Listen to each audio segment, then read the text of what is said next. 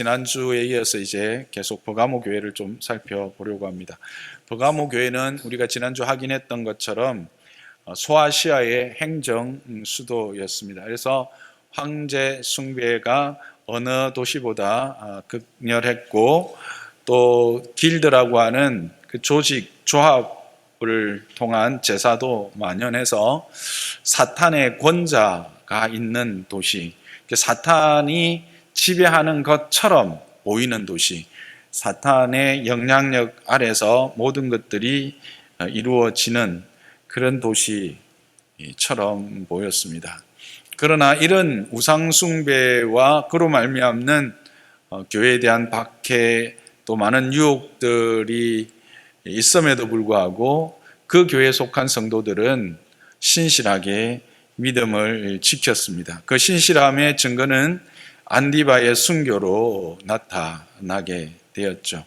그래서 이와 같은 신실함, 자신에게 주어진 자리, 자신이 있는 그 자리가 하나님께서 내게 자로 재어준 아름다운 구역임을 생각하고 그 환경과 그 모든 것들을 기꺼이 감당해내어 하나님의 자녀됨, 그리고 하나님의 영광스러움을 드러내는 그들을 향해서 주님은 칭찬하셨습니다.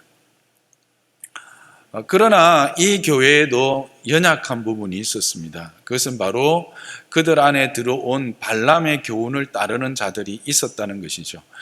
교회 전체의 분위기는 참으로 하나님 보시기에 너무나도 아름답고 하나님의 기쁨이 되는 그런 복된 신실한 교회였지만, 또 한 부분에 발람의 교훈을 따르는 자들, 세상의 가치를 교회 안에 들어와서 그 세상 가치를 가지고 교회를 혼란스럽게 하고 교회의 모든 성도들이, 많은 성도들이 또 그 영적, 육적 음행의 자리로 나아가게 해서 교회가 교회되게 하는 일을 하지 못하도록 그렇게 하는 세력들이 있었다라고 하는 것. 그래서 그들을 주님은 경계하시면서 그와 같은 발람의 교훈들을 책망하시면서 교회들, 오고 오는 교회들이 이런 교훈에 대하여 경각심을 가지고 늘 깨어 있어서 그 순결함과 하나님 앞에서의 순전함, 개인이든 공동체든 그와 같은 자리를 지켜내야 될 것을 말씀하셨습니다. 그러면서 이어서 이제 오늘 읽었던 16절, 그와 같이 발람의 교훈, 그 교훈을 받아들인 자들뿐만 아니라 그 교회를 향해서, 버가모 교회를 향해서 회개하라고 말씀을 하십니다. 회개하지 않으면 예수님께서 직접 속히 오셔서 그 입의 검으로 그들과, 회개하지 않는 자들과 싸울 것이다 라고 말씀하십니다. 여기에서 우리가 한번 회개가 뭔지를 좀 생각해 보고 넘어가도록 하겠습니다. 여러분, 회개가 뭐라고 생각하십니까? 우리가 교회에 다니면 이제 회개에 대한 이야기를 많이 듣습니다. 회개가 뭡니까? 돌이키는 겁니까? 그냥 유턴하는 거다, 이렇게 생각합니다. 맞는 말이죠. 그러면 뭘 돌이키는가, 어떻게 돌이키는가 하는 것에 대해서 성경이 이야기해 주고 있는 부분이 있습니다. 마태복음 21장 28절에서 31절 말씀을 우리가 함께 보도록 하겠습니다. 시작. 그러나 너희 생각에는 어떠하냐? 어떤 사람에게 두 아들이 있는데 맏아들에게 가서 이르되 오늘 포도원에 가서 일하라 하니 대답하여 이르되 아버지 가겠나이다 하더니 가지 아니하고 둘째 아들에게 가서 또 그와 같이 말하니 대답하여 이르되 실소이다 하였다가 그 후에 뉘우치고 갔으니 그 둘 중 누가 아버지의 뜻대로 하였느냐? 이르되 둘째 아들이니이다. 예수께서 그들에게 이르시되 내가 진실로 너희에게 이르노니 세리와 창녀들이 너희보다 먼저 하나님의 나라에 들어가리라. 아멘. 여기서 우리가 회개가 뭔지를 보여주고 있습니다. 말씀은 뭐죠? 읽어서 아시겠지만 두 아들이 있었다는 거죠. 맏아들이 있었고 둘째가 있었는데 맏아들에게 포도원에 가서 일하라 했을 때 가겠다고 했습니다. 그리고 가지 않았는데 둘째 아들은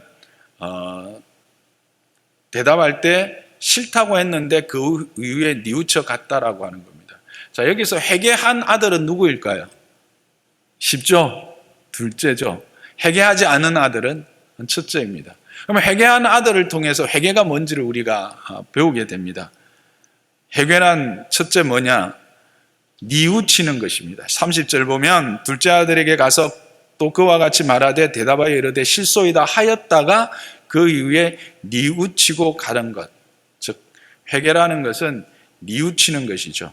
뉘우친다라는 말은 뭘까요? 돌아서는 것이죠. 자기의 잘못을 깨닫는 겁니다.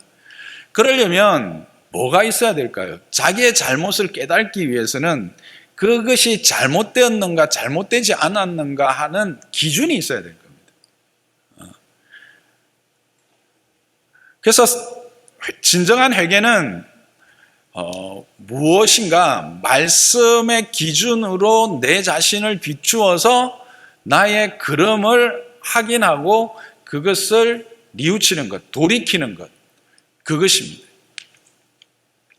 그러니까 한 걸음 더 뒤로 가보면 기준이 없는 사람은 엄밀히 따지면 뭐가 없습니까? 회개가 없는 거죠. 회개할 수가 없어요. 그래서 한 걸음 더 뒤로 가보면 예수 믿지 않는 사람에게는 엄밀히 말하면 회개는 없는 겁니다. 세상이 말할 때 회개한다라는 말은 그는 성경이 말하는 회개와는 다른 그냥 그들이 뉘우침이지, 성경에서 말하는 회개는 반드시 무엇을 바탕으로? 말씀을 바탕으로 그 말씀의 기준에 비추어서 돌아서는 겁니다. 다른 말로 하면 오늘 본문에서 보면 둘째 아들을 통해서 확인하는 건 뭡니까? 생각을 바꾸는 것입니다. 처음에 생각은 아버지의 말에 대해서 싫다고 했습니다. 그런데 그 다음은 어떻게 반응합니까? 그대로 실천을 하지요. 그래서 생각을 바꾸는데 어떻게 생각을 바꾸느냐? 자신의 생각을 아버지의 생각으로 바꾸는 겁니다. 그게 회개입니다. 회개는 조금 더 나은 생각으로 바꾸는 게 아닙니다. 회개라는 것은 내 생각이 아닌 아버지의 생각으로 바꾸는 것, 그게 바로 회개다라고 하는 것이죠. 그래서 그들은 결국은 이러한 회개하는 자들은 어디를 들어가게 됩니까? 31절에 보면 하나님의 나라에 들어가리라 했습니다. 누가? 회개한 자들, 세리와 창녀들이 그렇게 들어간다라는 이야기죠. 이 말은 회개라는 것은 결국 우리로 하여금 어디로 들어가게 하는가? 그 구원의 자리로 들어가게 하고 그 또한 구원의 풍성함의 자리로 들어가게 한다는 거예요. 그래서 제일 첫 번째 회개가 뭘까요? 그걸 다른 말로 하면 중생이죠. 회개는 크게 두 회개로 말할 수 있어요. 한 회개는 중생으로서의 회개입니다. 우리가 예수 그리스도를 주로 믿어 고백해서 그의 자녀가 되는 회개. 니고데모를 통해서 말씀하신 바 성령이 깨닫게 하셔서 나의 존재의 악함과 죄됨, 그로 말미암아 하나님의 아들 예수 그리스도가 없이는 내가 다시 살아날 수 없는, 영원히 죽을 수밖에 없는 죄인이다라고 하는 사실을 깨닫게 하는 회개, 그게 바로 중생이라고 하는 이름으로 우리에게 주어졌죠. 그리고 이제 그 중생받은 자들에게는 그 성령으로 말미암아 주어졌던 기준인 말씀이 있어서 그 말씀으로 늘 우리를 비추어 보고 그 말씀을 통해서 우리를 생각을 바꾸는 거예요. 하나님의 생각으로 우리의 생각을 바꾸어 가는 것. 그러므로 이미 우리는 구원받은 자이죠. 그러므로 이후의 회개는 이 받은 구원의 온전함을 어디에서? 이 땅에서 누리게 하는 거예요. 우리의 신분에 분명한 은혜의 축복들이 있습니다. 그 자녀들에게 이미 허락되어진 기업들이 있죠. 그 기업의 부요함과 풍성함, 자녀됨의 그 영광스러움을 계속해서 누리고 더 풍성히 누릴 수 있도록 하는 것, 주어진 은혜의 방편, 그게 뭐냐면 회개라고 하는 것을 여기서 우리는 확인하게 되어지는 것입니다. 그래서 회개는 결국은 우리의 어떤 그 완악함, 강팍함을 하나님 앞에서 내려놓는 것이죠. 자신의 생각을 꺾지 않고 고집을 부리는 것들이 얼마나 많습니까? 결국 그것은 우리로 하여금 하나님의 부요하심, 하나님의 은혜의 더 깊은 자리로 나아가는 일에 방해가 되게 하는 거예요. 그래서 회개는 어떻게 보면 세상으로 보면 이제 강단에서 회개하라 이렇게 이야기할 때 좀 거북해지기도 해요. 세상 말로 하면 요즘 젊은이들이 가장 싫어하는 말 중에 하나가 뭐예요? 지적질이잖아요. 이 지적질처럼 들릴 때가 있어요.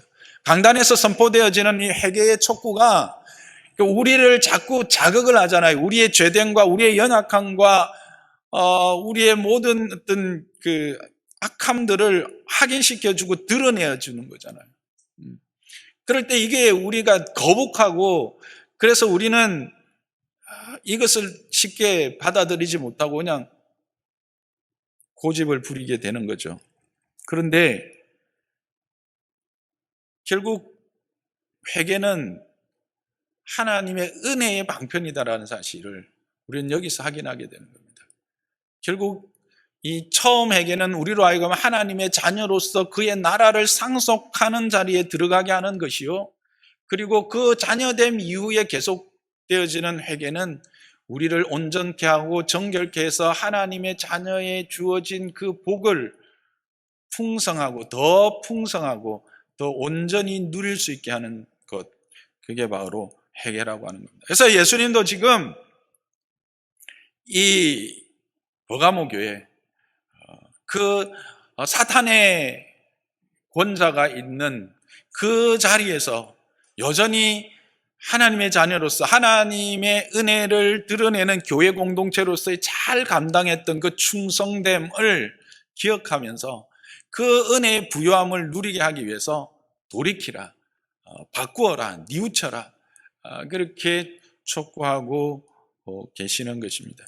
근데 이거를 이제 그 회개를 이야기할 때마다 또 딱 걸리는 게 있습니다. 그게 뭐냐면 죄에 대한 생각입니다. 이 그 회개를 이야기하면서 할 때 이제 세상 사람들이 이렇게 질문할 때가 있죠. 그러면 죄가 뭐냐? 하나님이 선악을 알게 하는 나무를 주어서 죄를 우리로 짓게 해서 우리가 결국 죄를 지었으니까 죄의 근원은 하나님 아니냐? 하나님 책임인데 왜 자꾸 우리한테 책임을 묻느냐? 이렇게 질문을 받으신 적이 있으실 겁니다. 그럴 때 여러분은 어떻게 대답하십니까? 답이 안 나오시죠? 탁 막히시죠? 근데 여러분, 죄라는 게 뭡니까? 죄라는 것 자체는 하나님의 길에서, 하나님의 법에서 벗어나는 거예요. 그죠? 관역에서 벗어나는 게 죄인데, 이 죄는 반드시 하나님께서 우리에게 자유의지를 주셨어요. 이거는 엄청난 하나님 복인데, 그 죄는 고의성이 반드시 자리 잡고 있습니다. 이게 뭐냐면 의지를 가지고 능동적으로 행하게 된다라는 거예요. 하와를 보세요. 아담에게 선악을 알게 하는 나무의 열매를 주신 것이 문제가 아니라 그 나무의 열매를 보았더니 어떻게 해요? 보암직도 하고 먹음직도 하고 지혜롭게 할 만큼 탐스러워서 의지를 가지고 그 열매를 따서 먹었어요. 누가? 하와가. 왜? 하나님처럼 되고자 하는 그 마음 때문에. 사탄이 와서 그의 마음에 생각을 불어넣었잖아요. 이걸 먹으면 네가 하나님처럼 되려고 하니까 하나님이 못 먹게 하는 거야. 그래서 그는 어떻게 그 생각을 거부하지 않아요. 그 생각을 자기가 의지를 가지고 그것을 마음에 품고 그 품은 생각을 구체적인 행동으로 드러내어서 행해서 죄 자리로 떨어져 버린 거예요. 죄인이 되어진 거예요. 하나님이 그 선악을 알게 하는 나무를 주신 것은 우리의 존재가 어떠함을 분명히 알게 하시는 상징적인 것이죠. 그것은 내가 피조물이요, 하나님은 창조주시다. 하나님과 나를 구분할 수 있는 유일한, 하나님과 인간을 구별할 수 있는 유일한 증거가 뭐예요? 선악을 알게 하는 나무예요. 그 외에 모든 것은 다 허용되어졌어요. 가룟 유다를 우리는 억울하다. 아니, 가룟 유다가 죄를 범한 게 아니라 결국은 사탄이 들어와서 가룟 유다에게 그렇게 시킨 건데, 가룟 유다가 무슨 죄인이냐, 이렇게 항변하는 사람들이 있어요. 근데 여러분, 하와의 경우와 똑같아요. 가룟 유다에게 사탄이 그런 생각을 가지고 들어왔을 때 예수 그리스도가, 결정적인 것은 우리가 따져보면 그 마리아가 항유를 300데나리온 되는 항유를 붓고 머리털로 씻겼을 때 300데나리온이나 된다라고 말했던 사람은 가룟 유다라고 잘 생각합니다. 가룟 유다가 허비하느냐 했을 때 예수님이 나를 위한 장사를 준비하는 것이다 라고 말하면서 그 순간에 가룟 유다의 생각과 예수님의 생각이 충돌이 일어난 거죠. 그래서 도저히는 더 이상 이제는 예수를 내가 메시아로 생각할 수 없다고 하는 순간 사단이 들어옵니다. 팔아야 되겠다. 이제 이 사람이 메시아가 아니기 때문에 내가 이제는 대제사장에 가서 이 사람을 팔아야 되겠다라는 사단이 들어와서 그 생각을 줍니다. 그때 가룟 유다가 어떻게 합니까? 그것을 거부하지 않습니다.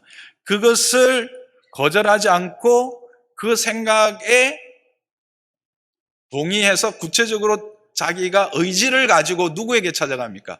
대제사장에 찾아가서 예수님을 팔겠다고 말했고, 자기가 30이죠. 달라고 해서 가지고 왔다라는 사실이에요. 그리고 사람들을 데리고 그 겟세마네 예수님이 기도하는 자리에까지 데리고 간 거예요. 이게 바로 죄라고 하는 것입니다. 그래서 우리가 죄인이 된 거예요.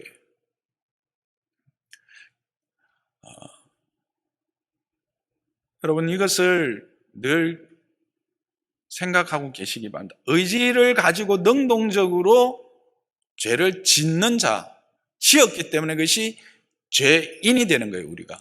그래서 어떤 분들은 또 이제 이걸 가지고 이렇게 또 이야기할 때가 있습니다. 뭐냐면, 하나님이 사랑이신데 어떻게 그의 형상으로 지은 피조물을 지옥에 던질 수가 있냐? 그런 일은 있을 수 없다. 지옥은 없다라고 이야기를 할 때 하나님이 사랑이셔서 지옥이 있을 수 없고 지옥에 보낼 수 없다라고 이야기를 해요. 그러면서 말하면 여러분들 대답할 말이 딱 막히죠. 이게 전제가 잘못된 거예요. 여러분, 우리가 의지적으로 죄인이 된 상태입니다. 그러면 이제는 우리는 어디를 갈 수밖에 없어요. 지옥에 갈 수밖에 없는 존재가 된 거예요. 그랬는데 하나님이 사랑이시기 때문에 우리를 지옥으로 그냥 가게 하실 수 없어서 그의 아들 예수 그리스도를 보내어서 우리를 지옥에서부터 건져내신 거예요. 이게 하나님의 사랑이에요. 하나님의 사랑은 우리를 처음부터 사랑하셨고 끝까지 사랑하시는데 우리는 의지를 가지고 그 하나님이 하나님 되심, 나의 아버지 되심에 대하여 내가 거부하고 그 길을 벗어나서 죄인의 길에 선 것이고 그 죄의 결과로 우리는 죽을 수밖에 없는 존재가 된 것이에요.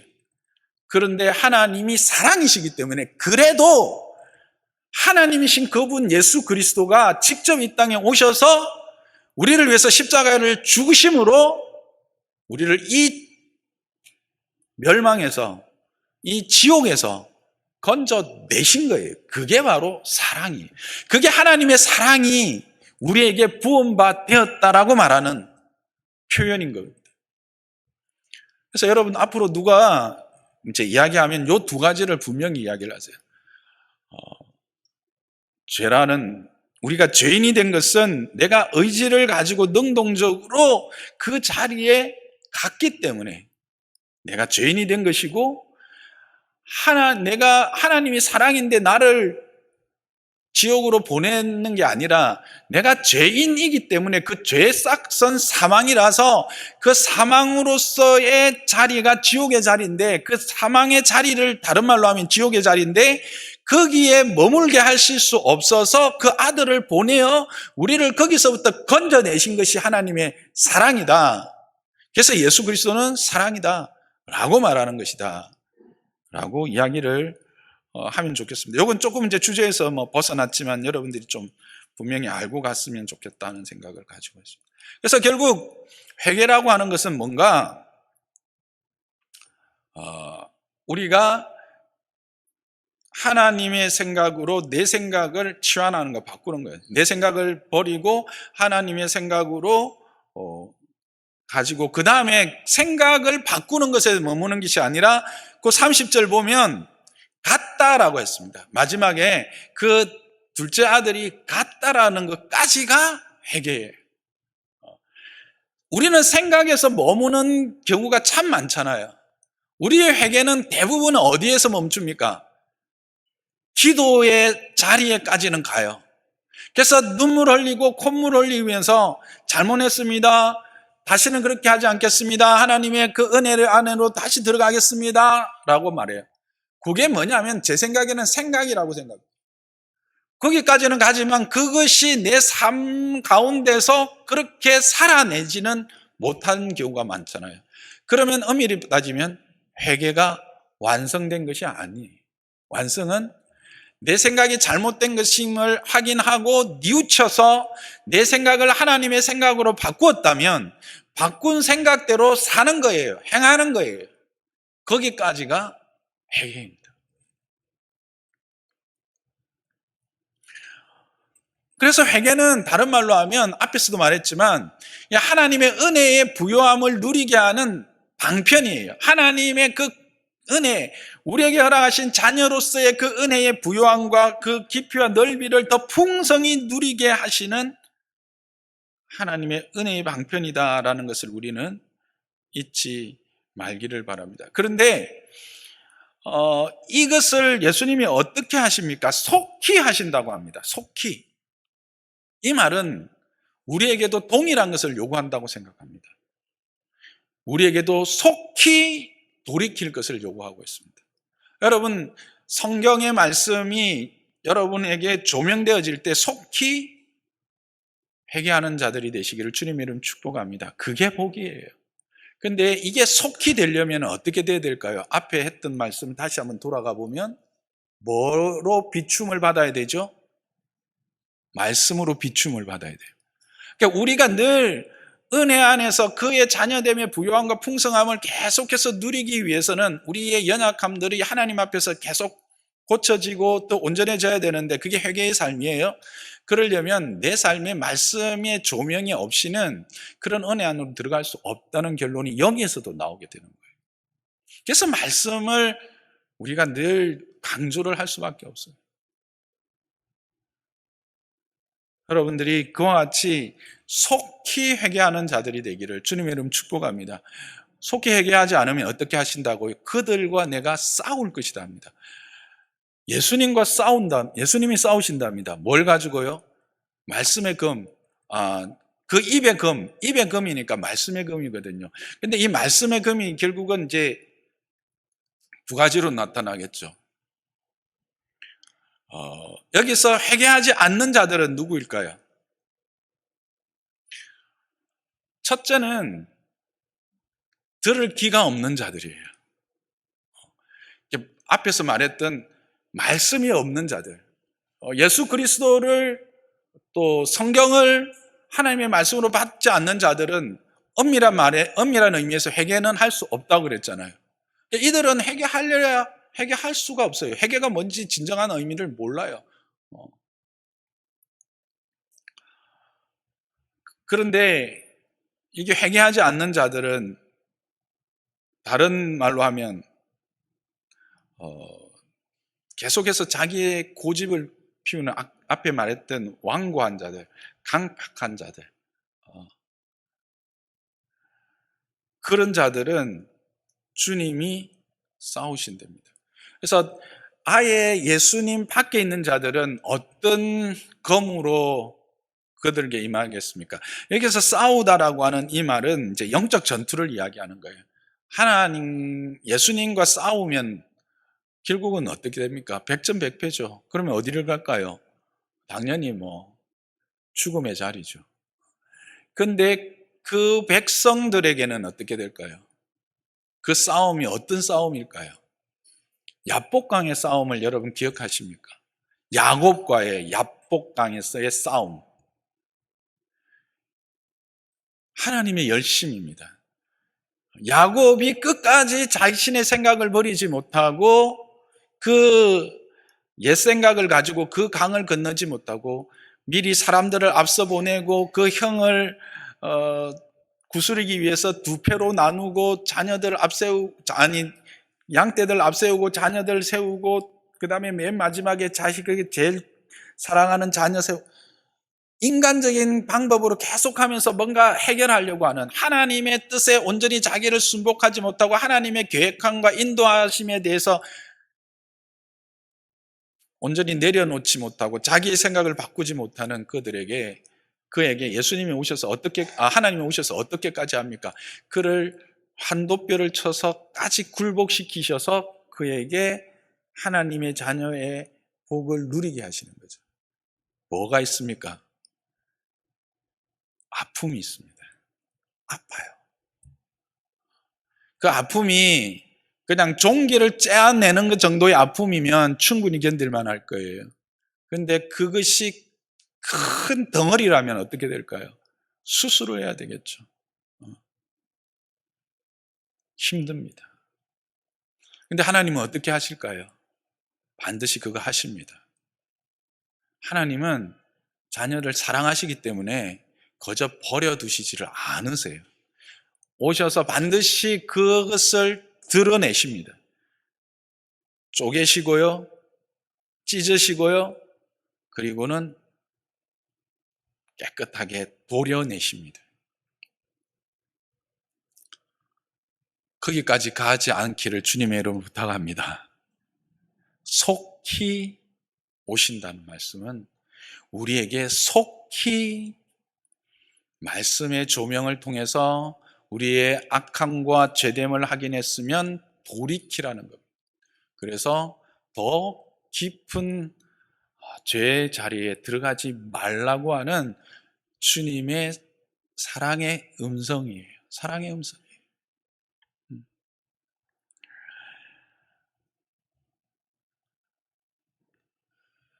그런데 여러분, 여기서 우리가 한 가지 더 생각해 봐야 될 것들은 이 회개라고 하는 것, 회개해야 될 자들이 누군가 하는 거예요. 회개의 대상이 누구예요? 발람의 교훈을 따른 자들인가요? 물론 그들도 포함되는데 16절을 이렇게 시작합니다. 그러므로 회개하라 바로 나옵니다. 그리고 이어서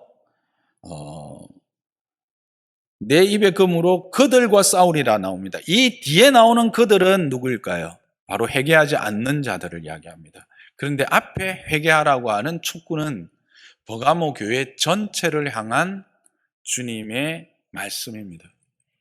이게 뭐냐면 교회가 뭔가를 분명히 보여주는 거죠.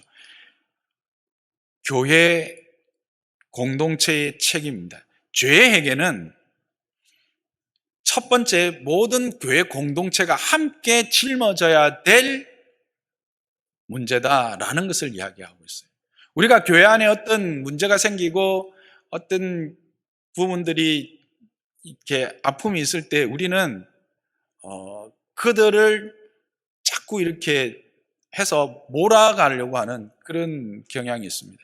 누구는 어떻고 누구 때문에 저도 솔직히 그랬습니다. 저도 그랬는데 우리는 그것을 행할 수 없는 존재라는 것을 말하고 있어요. 회개하라고 말할 때 첫 번째 대상은 교회 전체였어요. 왜 그렇습니까? 우리는 그리스도의 몸의 지체이기 때문에 그렇습니다. 우리는 하나이잖아요. 교회는 하나예요. 각 교회는 그리스도의 몸으로서 하나인 몸 안에 다양한 지체가 있는 것이거든요. 그래서 성경이 말할 때 한 지체가 아프면 몸 전체가 아프다고 분명히 말하고 있는데, 우리는 연약해서 어떤 교회 공동체 또는 가정 공동체도 그래요. 믿음의 가정의 공동체든 무슨 문제가 있거나 어떤 연약함이 있을 때 우리는 어떻게 생각합니까? 우리의 문제로 생각하지 않아요. 그것이 내가 감당해야 될 또 다른 책임의 문제로 생각하지 않아요. 너의 문제로 생각해요. 그들의 문제로만 생각해요. 이것은 교회 공동체가 가져야 된 그 죄에 대한 대처 방법이 아닙니다. 태도가 아닙니다. 우리는 함께 부름을 받은 한 몸이라고 하는, 권속이라고 하는 이 공동체 의식을 우리는 늘 생각해야 됩니다. 우리는 그런데 이것이 잘 훈련되어 있지 않아요. 왜? 우리는 세상에서 그렇게 말하고 있지 않거든요. 세상은 당을 지었고요. 그 당에 생각이 맞는 사람들은 내 편이고 생각이 맞지 않는 사람들은 다른 편이라서 당연히 내가 그 다른 편보다 우위에 있어서 그것들을 누르고 내가 가진 생각들을 펴는 것을 당연한 것으로 생각해요. 그것을 성공이라고 생각하고 그것이 맞는 삶의 방법이라 생각해요. 그래서 교회 안에서도 우리는 그런 생각을 할 수가 있다라고 하는 생각이죠. 그것이 가정에까지 들어갈 수 있어요. 그래서 가정에서 우리가 하나님이 가정이라고 하는 이 믿음의 공동체를 부르셨음에도 불구하고 모든 것에 함께 책임지고 함께 풀어가야 될 문제임에도 불구하고 당신이 문제야, 걔가 문제야 라고 이야기를 하게 된다는 거예요. 그러면 결국은 파괴밖에 없어요.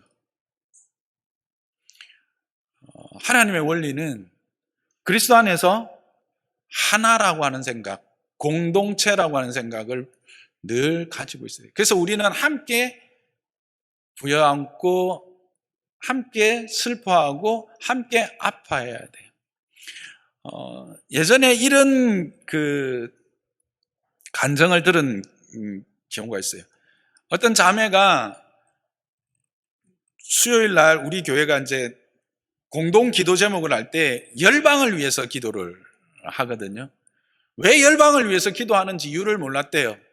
뭐 내 문제도 지금 해결이 안 되는데 뭐 열방까지, 교회 안의 문제까지는 나도 같이 기도하겠지만 뭐 열방의 문제까지 내가 꼭 기도해야 돼? 그런 생각을 했답니다. 신앙의 깊이가 그렇게 깊진 않은 거죠. 그런데 단기 선교를 갔다 왔어요. 갔다 와 보니까 왜 열방을 위해서 기도하는지, 그곳에서도 하나님의 은혜를 입은 자들이 함께 하나님의 은혜를 이루어가는 자들이 있음을 확인했고 그것을 분명히 보고 깨달은 것이죠. 그게 이제 은혜의 깊이가 깊어지고 넓어진 것이죠. 이것처럼 우리는 이 공동체성을, 특히 교회 안에 우리가 하나라고 하는 이 생각들을 늘 기억하고, 회개의 시작은 모든 교회가 먼저 시작해야 돼. 그래서 가장 큰 책임은 누구에게 있을까요? 지도자에게 있습니다. 담임 목사에게 있고요, 교육자들에게 있고요, 장로에게 있고요, 권사에게 있고요, 안수 집사에게 있고요, 집사들에게 있습니다. 그래서 우리가 교회에서 어떤 직분을 맡는다라고 하는 것은 이런 자리로 나가는 거예요. 이 공동체에 가지고 있는 모든 짐들을 내가 먼저 지고 그것을 함께 아파하고 함께 슬퍼하고 함께 해결하고자 하는 그 자리에 서는 거예요.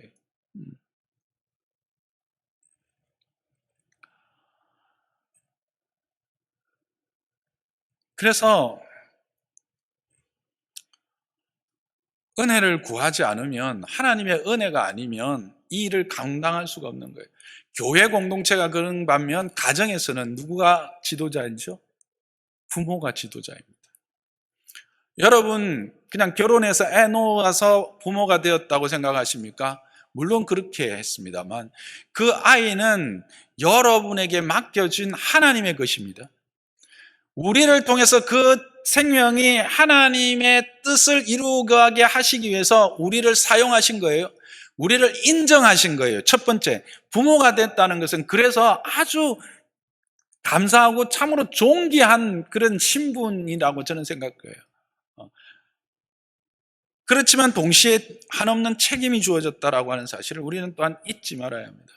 그래서 가정에서 우리가 이와 같은 부모라고 하는 자의 책임, 그것을 우리는 잊지 않아야 할 것입니다.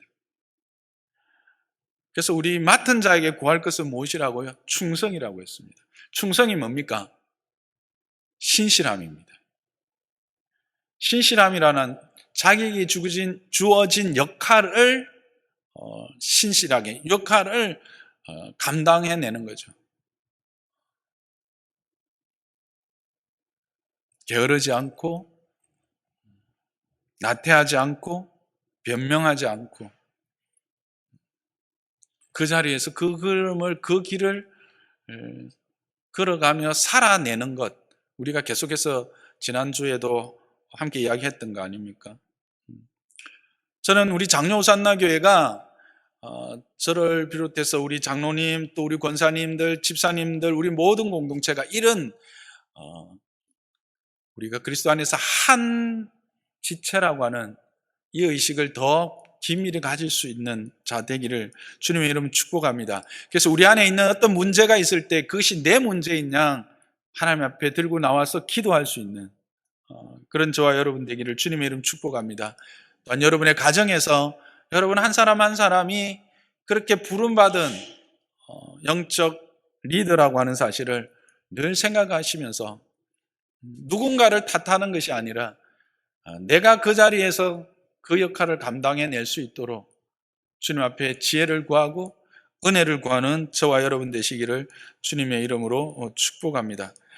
그래서 회개는 결국 회복의 기회요, 우리를 향한 하나님의 또 다른 사랑의 표현이다 라고 말할 수 있는 것입니다. 호세아서 6장 1절을 함께 보도록 하겠습니다. 호세아 6장 1절. 네, 아까 준비를 하셨는데 함께 읽읍시다. 시작. 오라 우리가 여호와께로 돌아가자. 여호와께서 우리를 찢으셨으나 도로 낫게 하실 것이요 우리를 치셨으나 싸매어 주실 것임이라. 그렇습니다. 여호와께서 우리를 찢으셨다라는 것은 뭘까요? 죽이려고 찢으신 거 아닙니다. 고치시려고 찢으신 거죠. 그래서 도로 뭐라 합니까? 낫게 하실 것이다라는 말이 나오는 겁니다. 우리를 치셨으나 왜 치셨을까요? 거기에 잘못된 것들이 붙어 있었기 때문에 친 겁니다. 그리고 그것들이 제거하고 나서 어떻게 싸매어 주신다라는 겁니다.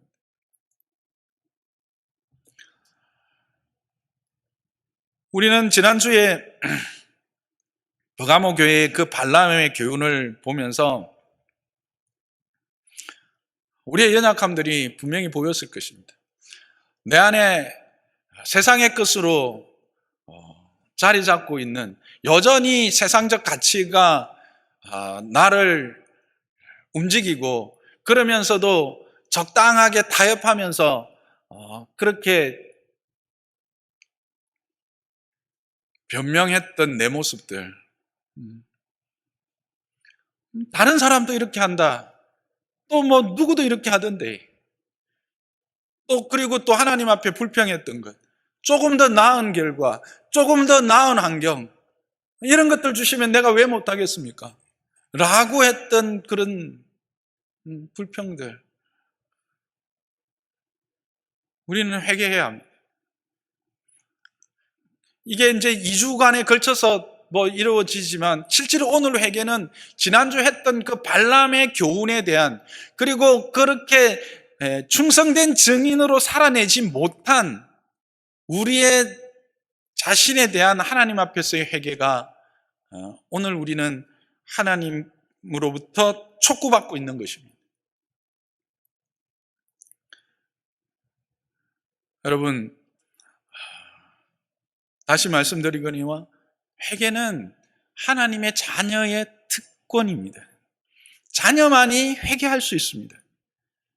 그리고 그 회개는 우리로 하여금 우리의 신분에 합당한 그 은혜의 부요함과 그 풍성함을 누리게 하는 하나님의 은혜의 방편입니다. 그리고 회복의 기회이며 하나님의 사랑의 또 다른 표현입니다. 이것을 기억하시고 이 한 주간 동안 우리의 삶 가운데 말씀으로 찾아오시는 그 주님 앞에 우리의 생각을 내려놓고 그분의 생각으로 우리의 생각을 채우며 그 생각대로 살아내는 저와 여러분 되시기를 주님의 이름으로 축복합니다.